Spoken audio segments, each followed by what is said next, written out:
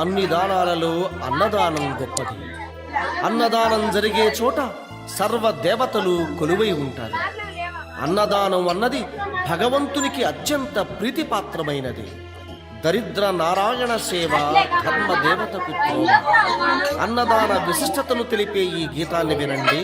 అన్నదాత సుఖీ భవ. అన్నదానం అన్నదానం అన్నదానం అన్నదానం.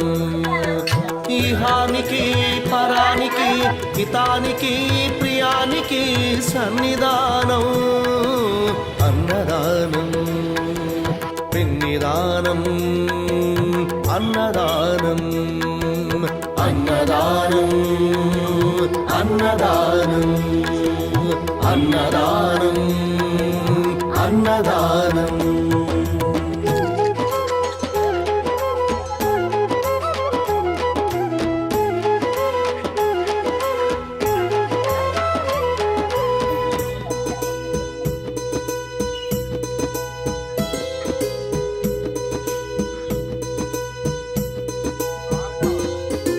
అన్నమే శ్రీహరి అన్నమే ఊపిరి. అన్నదాత సుఖీ భవ అన్నదాత సుఖీ భవ. అన్నాత్ భవతి భూతాని అది సృష్టికి పారాణి. అన్నదాత సుఖీ భవ అన్నదాత సుఖీ భవ.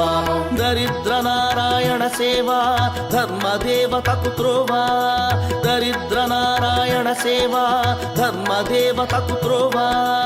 అన్నదాత సుఖీ భవ అన్నదాత సుఖీ భవ.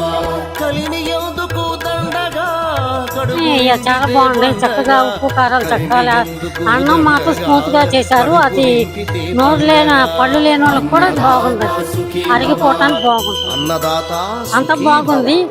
ఇలా సప్లై చేస్తారని నాకు తెలియదు. ఫస్ట్ టైం రావటం ఇటు. అయితే ఈసారి ఎప్పుడన్నా ట్రై చేస్తే చెప్పండి, నేను మధ్య ప్యాకెట్ సర్వీస్ చేస్తాను. ఎవరైతే ప్రతిరోజు ఒక అరగంట ధ్యానం చేస్తారో, ధ్యానంతో పాటుగా పబ్లిక్ మనం సేవ చేస్తామో వారికి విశేష ఫలితాలు కలుగుతాయమ్మా. ముఖ్యంగా ఆనందం కలుగుద్ది, సంతోషం కలుగుద్ది. ఎవరికైతే అనారోగ్య సమస్యలు ఉన్నాయనుకోండి, ముఖ్యంగా మెడికల్ ఖర్చులకి సంబంధించి ఖర్చులకి ఇవ్వటమో లేక అన్నదాన కార్యక్రమాలు చేయటమో మీరు చేయలేకపోతే మాలాంటి సంస్థలను మీరు అప్రోచ్ అయినట్లయితే మీరే స్వయంగా వచ్చి ఆ రోజు చేసుకునే ఏర్పాటు కూడా చేస్తూ ఉన్నాం. అలాగే ఎప్పుడైతే మనం 10 మందికి దానం చేస్తామో, అలాగే ధ్యానం చేస్తామో, మీ జీవితాల్లో ఏది కావాలంటే అది వస్తుంది. గ్రహాలు అనుకూలత కలుగుతాయి.